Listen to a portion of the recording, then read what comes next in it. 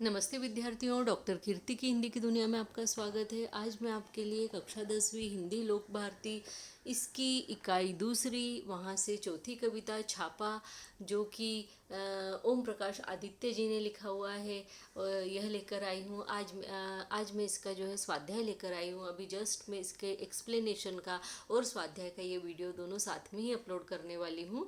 तो आज चलिए हम इसके स्वाध्याय को देख लेते हैं। स्वाध्याय को शुरू करने से पहले मेरी आपसे एक ही रिक्वेस्ट है, एक ही निवेदन है कि अगर आपको अच्छा लगे चैनल, आपको वीडियो अच्छा लगे, आपके काम की सारी चीज़ अगर आपको इसमें मिल जाती हो, तो आप इस मेरे इस वीडियो को जो है लाइक ज़रूर कीजिए, सब्सक्राइब कीजिए, हो सके तो अपने फ्रेंड्स के साथ में शेयर भी ज़रूर कीजिए। चलिए अब हम इसको शुरू कर देते हैं।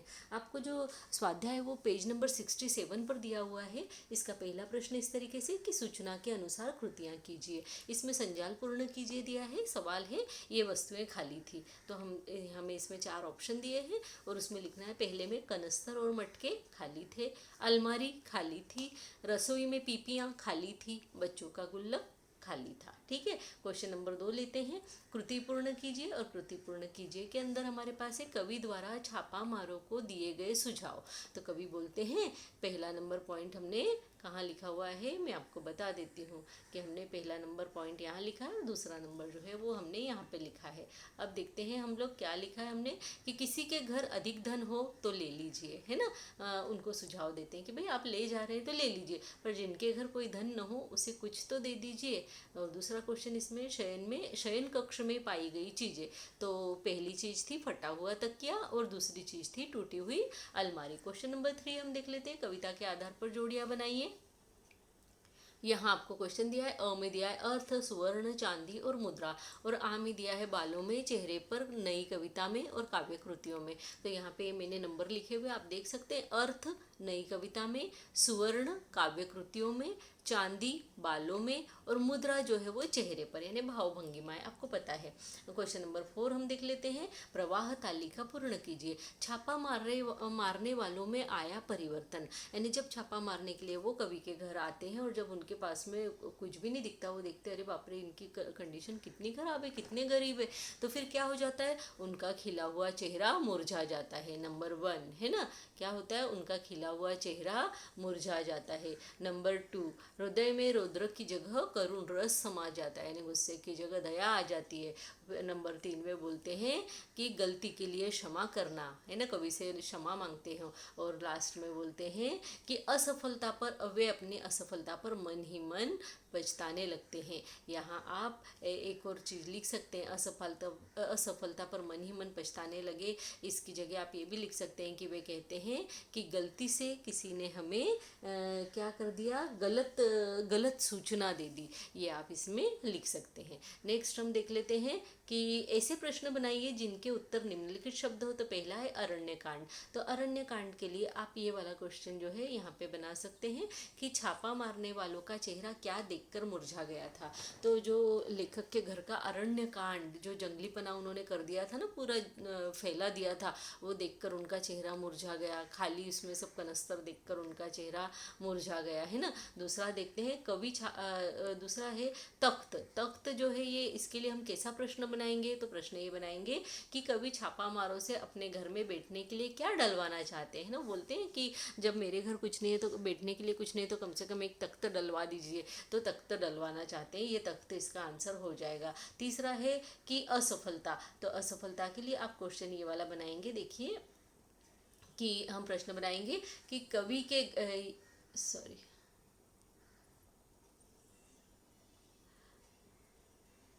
आप इसमें ये वाला प्रश्न बनाएंगे कि कवि के घर छापा मारकर अधिकारियों को क्या मिली थी, असफलता मिली थी, है ना। तो इस तरीके से आप इसको बना सकते हैं कि कवि के घर छापा मारकर अधिकारियों को क्या मिली। चौथा है अनधिकृत। अनधिकृत के लिए हम प्रश्न बनाएंगे और वो इस तरीके से होगा।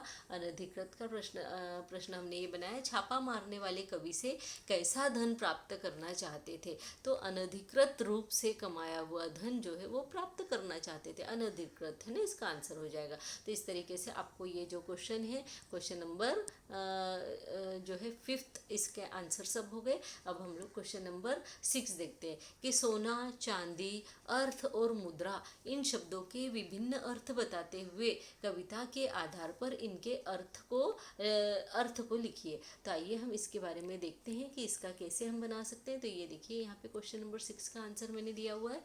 एक जगह यहाँ मैंने लिखा हुआ है नाम, ये देखिए, ये मैंने यहाँ बनाया है नाम, फिर दूसरा है सामान्य अर्थ और तीसरा है कविता में जो प्रयुक्त अर्थ है वो।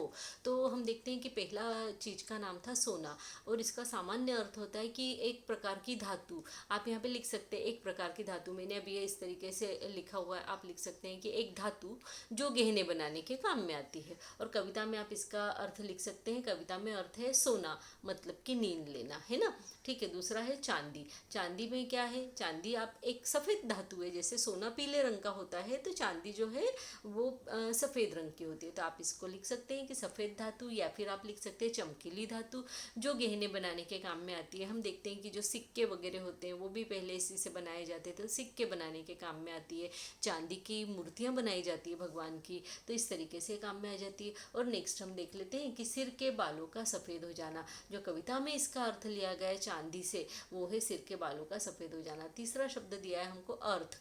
अर्थ का वैसे देखा जाए तो मीनिंग होता है संपत्ति, रुपया, पैसा, धन, दौलत, ये सारी चीज़ें जो है अर्थ के अंतर्गत आ जाती है। लेकिन कविता में कवि जो है वो बोलते हैं कविता या किसी भी बात का अर्थ, यानी जैसे कविता का अर्थ या किसी बात का अर्थ, किसी शब्द का अर्थ, ये सब इसके मीनिंग यहाँ पे हो जाते हैं। ठीक है, बात का अर्थ जो लिखा है यहाँ पे आप लिख सकते हैं किसी शब्द का अर्थ, यानी जो हम लोग शब्दार्थ लिखते हैं ना, तो वो शब्दार्थ जो है वो मुद्रा, नेक्स्ट वाला हमको दिया है मुद्रा। तो मुद्रा का सामान्य अर्थ होता है सिक्का, यानी मुद्रा उसी को बोला जाता है जो खन खन बजती है ना। तो सिक्का, रुपया, पैसा, इसको बोला जाता है। और उसके बाद में जो है इसका जो कविता के अंदर अर्थ दिया है, वो जो कवि है वो बोलते हैं चेहरा, हाथ, गर्दन आदि द्वारा बताई हुई भाव भंगिमाएँ, यानी आप चेहरे के ऊपर कैसे भाव लेकर आते हैं वो चीज़ इसके अंदर बताई गई, मुद्रा का वो अर्थ बताया गया है। ठीक है, आगे का हम देखते हैं कि क्या क्वेश्चन हमें दिया हुआ है कि कर जमा करना देश के विकास को गति देना है। इस विषय पर अपने विचार लिखिए। तो इसमें हमने इस तरीके से पॉइंट लिखे हुए कि पहला पॉइंट लिखा है हमने कि कर जमा करना हमारी जिम्मेदारी है।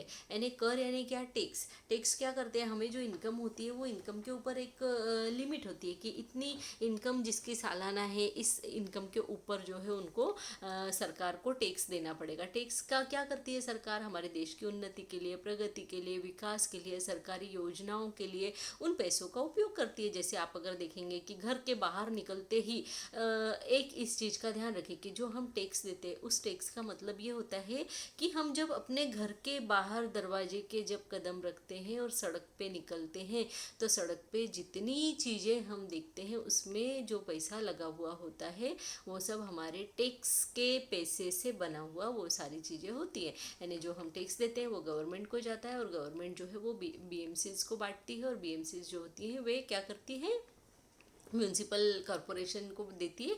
और जो म्यूनसिपल कॉरपोरेशन है वो ये सारे काम करते हैं। अब वो सारे काम कौन से होते हैं, जैसे सड़कों के किनारों पर लाइट लगाना, सड़क बनाना, टेलीफोन की लाइन डालना, उसके बाद में जो है क्या बोलते हैं पानी के पाइपलाइन बिछाना, घर का जो है घर का, शहर का गंदगी जो है बाहर निकालने के लिए पाइपलाइन डालना, कचरा कुंडियाँ बनाना, उसके बाद में सरकारी अस्पताल बनाना, उसके बाद में आपको बता देती हूँ सरकारी स्कूलें बनाना, उसके बाद में कई ऐसी गरीबों के लिए उपयोगी योजनाएं बनाना, कई तरह की सरकारी संस्थाएं बनाना, अनाथालय, अनाथ आश्रम, उसके अलावा ऐसी सब चीज़ें जो ये जो चीज़ें होती है ये सब हमारे टैक्स के दिए हुए पैसों से ही संचालित की जाती है ना। तो हम यहाँ पे पहला पॉइंट ले रहे हैं कि कर जमा करना हमारी जिम्मेदारी है, क्योंकि जब हम सड़क पे निकलेंगे तो हम अंधेरे में निकलते तो वही लाइट हमें उजाला देते हैं, तो हमें उजाले के लिए लाइट चाहिए। वो लाइट अगर चाहिए, हमारे घर में अगर अंधेरा होगा तो हम लाइट लेकर आएंगे, है ना। तो फिर अगर सड़क पर उजाला होगा तो क्या करेंगे, सभी लोग निकलते हैं सड़क पे तो सब मिलकर पैसा देंगे, उस टैक्स से जो है वो लाइट लगेगा वहाँ पे, और फिर रात को जो है कहीं पे भी हम जाएंगे तो अंधेरा नहीं रहेगा।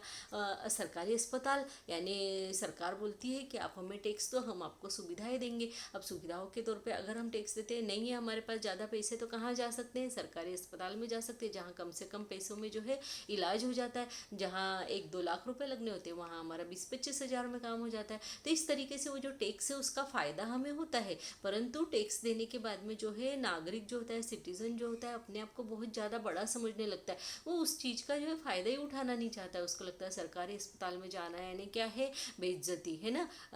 मतलब लोग क्या समझेंगे कि हम सरकारी अस्पताल में गए, लोग क्या समझेंगे कि बच्चों को सरकारी स्कूल में जो है पढ़ने के लिए भेजा। लेकिन हम सरकार की मदद इसीलिए कर रहे हैं ना कि सरकारी स्कूल खोले, अस्पताल खोले, तो हम हमारे पैसों का ही हम महत्व नहीं समझ रहे। हम हमारा इतना कमा के, खून पसीने की जो कमाई है, मेहनत करके जो हम इतना पैसा कमाते हैं कि हमें उस पर टैक्स देना पड़ता है। उस लिमिट के आगे हम पैसा कमा लेते हैं, तो इसका मतलब है कि हम बहुत ज़्यादा मेहनत करते हैं। तो वो मेहनत करके सरकार बोल रही है कि हाँ तुम मेहनत कर रहे हो, तो मेहनत का जो टैक्स का पैसा है वो हमें दो, तो हम तुम्हें और ज़्यादा सुविधाएं देंगे, है ना। और उन सुविधाओं के लिए फिर तुम्हें इधर उधर भटकने की जरूरत नहीं, क्योंकि ये तुम्हारा ही पैसा है, तुम आओ और इस सुविधा का लाभ उठाओ। तो यहाँ पे कहने का मतलब ये है कि जो कर जमा करना है वो तो हमारी जिम्मेदारी है। लेकिन कई लोग ऐसे भी होते हैं जो टैक्स तो जमा नहीं करते और गवर्नमेंट को जो है बताते रहते हैं कि ये ऐसा नहीं करते, ये वैसा नहीं करते। अब एक परिवार है, परिवार में जब एक ही व्यक्ति घर चलाने वाला होता है और दुनिया भर के जो परिवार के जितने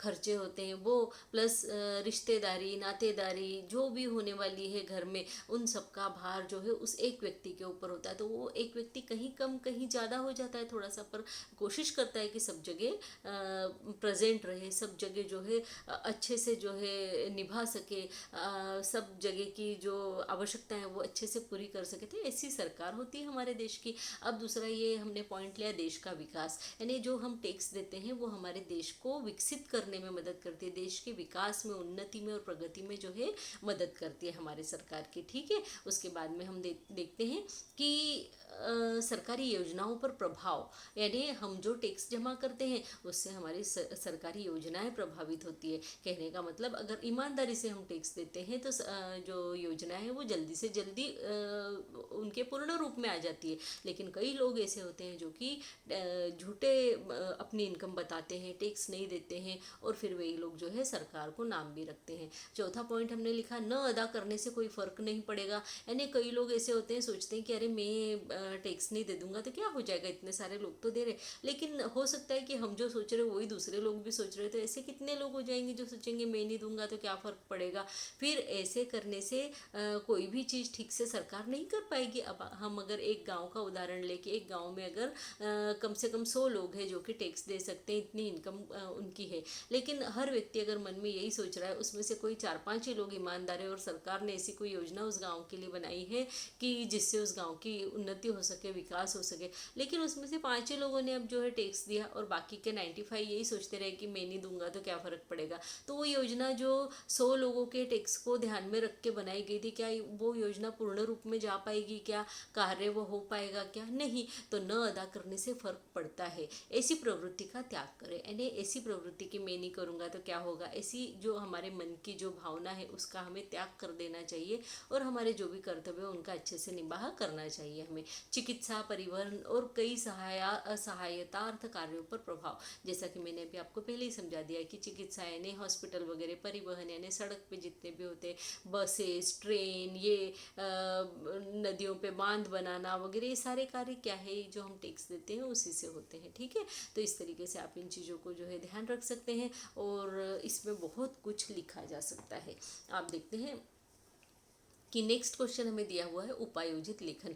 उपायोजित लेखन के अंतर्गत निम्न मुद्दों के आधार पर विज्ञापन तैयार कीजिए, और उसमें दिया है पुस्तक प्रदर्शनी और बिक्री, यानी पुस्तकों की प्रदर्शनी भी है और बिक्री भी है ना, कोई भी खरीद सकते हैं। तो पुस्तकों के प्रकार जो हमें ऊपर दिया हुआ है, तो हमें क्या यहाँ पे लिखना है, यानी मेन हमको लिखने का है पुस्तकों के प्रकार, यानी अलग अलग प्रकार की किताबें, कौन कौन सी किताबें इस प्रदर्शनी में, इस एग्जीबिशन में है वो हमें बताना है। दूसरा विशेषताएं, यानी उन किताबों की क्या विशेषताएं हैं, इस प्रदर्शनी प्रदर्शनी की क्या विशेषता है वो हमें बताना है। तिथि और समय, तिथि यानी दिनांक, डेट, यानी हमें बताना है कि किस डेट को किस समय पर ये जो प्रदर्शनी है ये होने वाली है, कितने बजे से कितने बजे तक। और स्थल, स्थल यानी कि जगह का नाम हमें बताना है कि कहाँ पर ये एग्जीबिशन होने वाली है। ठीक है, तो आइए हम इसको देख लेते हैं कि किस तरीके से बनाएंगे। तो मैंने यहाँ पर ये जो छोटा सा विज्ञापन का रूप बना के रखा हुआ है, आप इसी तरीके से इसको बना सकते हैं। ठीक है, ये अब मैंने आपको बता दिया कि पेंसिल से मैंने इसका बाउंड्री बना के रखा हुआ है और इसके अंदर लिखा है स्वर्ण अवसर का लाभ उठाइए, और आगे लिखा है भव्य पुस्तक प्रदर्शनी। यानी यहाँ पे हमको जो टॉपिक दिया हुआ है कि पुस्तक प्रदर्शनी और बिक्री, तो मैंने उसको किस तरीके से लिख दिया, भव्य पुस्तक प्रदर्शनी, और उसको थोड़ा सा डिज़ाइन बना दिया जिससे कि वो दिखे। उसके बाद में मैंने यहाँ पर हमको ये जो टॉपिक दिया हुआ है यहाँ पे राइट हैंड साइड में कि विशेषता, तो इस प्रदर्शनी की क्या विशेषता है, दुर्लभ ग्रंथ यहाँ मिलेंगे, प्रेमचंद के प्रसिद्ध उपन्यास मिलेंगे, विज्ञान पर आधारित पुस्तकें मिलेंगी, आधुनिक तंत्र ज्ञान की जानकारी वाली पुस्तकें मिलेंगी, मराठी, हिंदी एवं अंग्रेजी की भाषांतरित प्रसिद्ध पुस्तकें मिलेंगी। यानी कई चीज़ें ऐसी होती है ना, अंग्रेजी की बहुत फेमस किताब है लेकिन नहीं समझ में आती है, तो उसको हिंदी में अगर भाषांतरित किया गया, उसका अनुवाद किया गया हो तो फिर वो किताब हिंदी भाषी लोग पढ़ लेते हैं, मराठी भाषी लोग पढ़ लेते हैं, या मराठी भाषा की कोई अच्छी किताब अंग्रेजी वालों को पढ़ना हो तो उसका ट्रांसलेशन जो है इंग्लिश में कर दिया जाता है तो वे लोग पढ़ लेते हैं। तो सब लोग उस चीज़ का फ़ायदा उठा सकते हैं। ऐसी किताबें फिर विश्वकोश यानी एनसाइक्लोपीडिया जो होता है वो सभी के काम का है। तो वो फिर हमने यहाँ पर जो है स्टार टाइप बनाकर यहाँ दे दिया कि सभी ग्रंथों पर भारी छूट है ना। अब हमने ये छोटी सी जगह में यहाँ बना दिया है कि सभी ग्रंथों पर भारी छूट। थोड़ा सा इसको बड़ा बना लीजिएगा, मैंने थोड़ा जल्दबाजी में किया, थोड़ा छोटा बन गया है, थोड़ा बड़ा बना के और खुले खुले अक्षरों में आप लिखिएगा। ठीक है, भारी छूट यानी यहाँ हमने छूट नहीं लिखी है कि कितनी छूट, लेकिन देखिए यहाँ हमने दिया है एक दूसरा और विशेषता दे दी है कि सीमित समयावधि के लिए 60% छूट, यानी कुछ सीमित इतने दिनों के अंदर आ जाएंगे तो आपको जो है 60% छूट मिल जाएगी। बाद में हमने इसके अंदर देखो यहाँ पे जो हमें दिया है कि तिथि और समय है ना, हमको ये तिथि और समय के बारे में दिया ये, और स्थल, अब दो चीज़ें रह गई है वो हम लिख रहे हैं यहाँ पे कि तिथि और स्थल के बारे में। तो तिथि हमने दी है, समय जो है प्रातः 9 से शाम 6 बजे तक, दिनांक क्या है 19, 20 एवं 21 नवंबर, ओनली 3 दिन तक, और स्थान हमने दिया है किला मैदान नई दिल्ली, और यहाँ पे आप जो है कोई भी पिन कोड दे सकते हैं, वो अपने ऊपर है कि आपको क्या देना है। तो इस तरीके से आप ये विज्ञापन लेखन तैयार कर सकते हैं। और मैं अलग से फिर ग्रामर वाली वीडियो तो बनाने ही वाली हूँ, लेकिन मुझे पता है कि मैं जब हर लेसन का ग्रामर आपको स्वाध्याय का उसी के साथ में करवाती जा रही हूँ तो आपको उतना ग्रामर तो आ रहा है, जो आपकी बुक में दिया जा रहा है उतना सब आपको आता जा रहा है। कहानी लेखन, वृत्तांत लेखन, संवाद लेखन, क्या बोलते हैं उसको, अभिव्यक्ति वगैरह ये सब हम कर रहे हैं, स्वमत वगैरह, तो यही सब तो एग्जाम में आने वाला है। तो हमारी ये सब तैयारी तो हो रही है। अब हमारा बचता क्या है, तो ग्रामर में थोड़ा सा उसको अच्छे से एक बार लाइन से देख लेना है उसको, बस वो बचता है। और आपके लेटर राइटिंग वगैरह बचते हैं, वो सब मैं आपको करवाने वाली हूँ बहुत अच्छे से, निबंध लेखन वगैरह सब कुछ करवा दूंगी, है ना। तो आप उसकी चिंता मत कीजिए। आपके ये बुक में, टेक्स्ट बुक में जो है पेज नंबर 66 के ऊपर ये वाला क्वेश्चन दिया हुआ है कि सूचना के अनुसार कृतियां कीजिए, कृति पूर्ण कीजिए। मैं पहला दिया, कवि ने छापा मारों से मांगा, क्या मांगा था, कुछ धन मांगा था और एक तख्त मांगा था। दूसरा, घरों की स्थिति दर्शाने वाली पंक्तियां, यानी कवि के घर की स्थिति कौन सी पंक्तियां दर्शाती है, समृद्धि की जो है पंक्तियां वो कौन सी है, जिनके घर सोने चांदी के पलंग और सोफे होते हैं, यानी वो लोग कितने समृद्ध होते हैं, ये यहाँ पे कहने का मतलब है। और अभावग्रस्त यानी फटे हुए तकिए और रसोई की खाली पीपियाँ, ये अभाव दिखाती है, कमी दिखाती है, गरीबी दिखाती है ना। अब यहाँ लिखा है अंतिम 4 पंक्तियों का भावार्थ लिखिए। अब यहीं पे पूरी कविता का जो है केंद्रीय भाव इन्हीं लाइनों में है, हम ये कह सकते हैं। कविता का जो मुख्य अर्थ है वो यहीं पे कवि जो कुछ भी बोलना चाहता है उन्होंने इन 4 लाइनों में ही सब कुछ बोला हुआ है ना। पहले जो बोला है वो तो है, पर जो उनके मन की बात है आखिरी की 4 लाइनों में, और वो इस तरीके से है कि हम इसे लिख सकते हैं कि प्रस्तुत कविता छापा किसने लिखी हुई है, तो हम जो है लेखक का नाम लिख देंगे कि ओम प्रकाश आदित्य जी ने लिखी हुई है। और इन अंतिम 4 पंक्तियों के द्वारा कवि हमें आयकर विभाग और अन्य सरकारी विभागों को भी यह संदेश देना चाहते हैं कि जब कोई व्यक्ति काला धन कमाता है, यानी कि अनधिकृत धन कमाता है या अनुचित रूप से धन कमाता है, आप यहाँ पे कुछ भी लिख सकते हैं ना। तो जब कोई व्यक्ति काला धन कमाता है तब छापा मारकर यह अनुचित रूप से कमाया हुआ धन जब्त करने का कार्य आयकर आयकर विभाग बड़ी शान से करता है ना, उसको बड़ी शान महसूस होती है उसके अंदर। काला धन जब्त करके उनकी गर्दन ऊंची हो जाती है, यानी आयकर विभाग की गर्दन जो है ऊंची हो जाती है। दूसरे दिन तुरंत न्यूज़पेपर में आ जाता है कि इतना सोना, इतना चांदी, इतने नकदी ऐसे जो है जब्त किया गया है ना। पर जब वे किसी गरीब के यहाँ गलती से भी छापा मार देते हैं और उसके घर में उन्हें कुछ नहीं मिलता, यहाँ तक कि बैठने के लिए एक तख्त भी नहीं होता, यानी आप ये यहाँ पे इस तरीके से देखिएगा। हाँ, मैं इसको जूम कर देती हूँ जिससे आपको ये अच्छे से दिख जाएगा। तो वो बोलते हैं कि किसी गरीब के यहाँ, जब अब यहाँ ऊपर से कर देती हूँ, एक बार आपको दिखा देती हूँ जिससे कि ये सब आप आसानी से लिख पाएँ।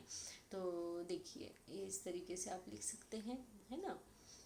और यहाँ पे इस लाइन पे जो ये मैंने डिज़ाइन वाली जगह पे लिख दिया है, तो ये आपको थोड़ा सा दिखने में प्रॉब्लम हो जाएगी, तो इसको मैं जूम कर देती हूँ। वो बोलते हैं कि पर जब वे किसी गरीब के यहाँ गलती से छापा मार देते हैं और उसके घर में उन्हें कुछ नहीं मिलता, यहाँ तक कि बैठने के लिए एक तख्त भी नहीं मिलता, तब इन्हीं अधिकारियों की गर्दन शर्म से झुकती क्यों नहीं उन्हें शर्म आती कि हमारे यहाँ का इतना प्रसिद्ध लेखक जिसका नाम बाहर इतना है और लोगों ने इसके बारे में ये गलत फहमियाँ पाल रखी कि इसके घर में खूब धन है, और हमने तो देखा इसके बेचारे की कितनी हालत ख़राब है, तो कितनी गरीबी इसके घर में है, तो उनकी गर्दन शर्म से झुकती क्यों नहीं, और वे उन गरीब लोगों के घर में थोड़ी व्यवस्था भी क्यों नहीं कर देते या क्यों नहीं कर सकते, यानी कैसी व्यवस्था, खाने पीने की व्यवस्था, थोड़ी सी अच्छे से उनकी स्थिति सुधर जाए, ऐसी व्यवस्था जिससे उनका गुजारा हो जाए, पेट भर जाए, अच्छे से वे अपने दिन निकाल सके। ऐसा तख्त के रूप में कवि यही बात हमें समझाना चाहते हैं और आयकर विभाग को भी यही संदेश देना चाहते हैं तख्त के रूप में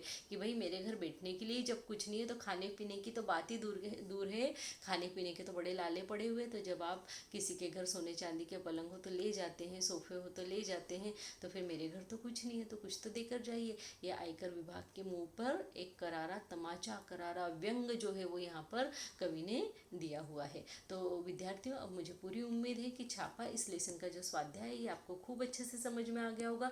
फिर भी अगर इसमें कोई भी परेशानी होती है तो आप मुझे कमेंट बॉक्स में लिखकर पूछ सकते हैं। एक सिंगल भी परेशानी हो तो मैं आपकी उस परेशानी को ज़रूर से सॉल्व करूँगी। कोई भी चीज़ अगर मेरी समझाने में छूट जाती है या कोई क्वेश्चन छूट जाता है तो उस क्वेश्चन के लिए आप डिस्क्रिप्शन बॉक्स में जाकर ज़रूर देखा कीजिए, क्योंकि कभी कभी मैं वीडियो बना के सीधे अपलोड कर देती हूँ, मैं देखती ही नहीं हूँ, वापस से उसको सुनकर नहीं देखती हूँ कि कहीं कुछ छूटा है या नहीं।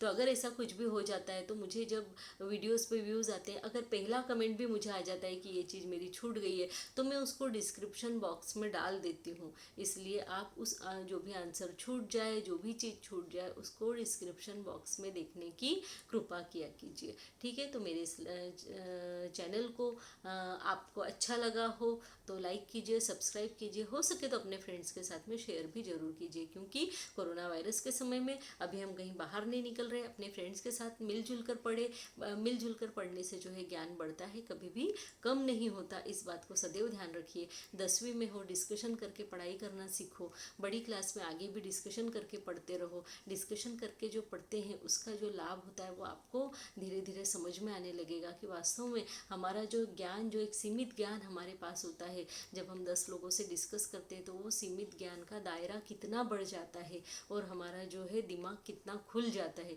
इस चीज़ का आपको एहसास होगा, इस बात का आपको एहसास होगा जब आप मिलजुल कर पढ़ेंगे। तो मेरी इस बात को थोड़ा ध्यान रखिए और अपने स्वभाव में इस चीज़ को लाने की कोशिश कीजिए कि मिल बांट कर पढ़िए। तो इसी के साथ में धन्यवाद, नमस्ते।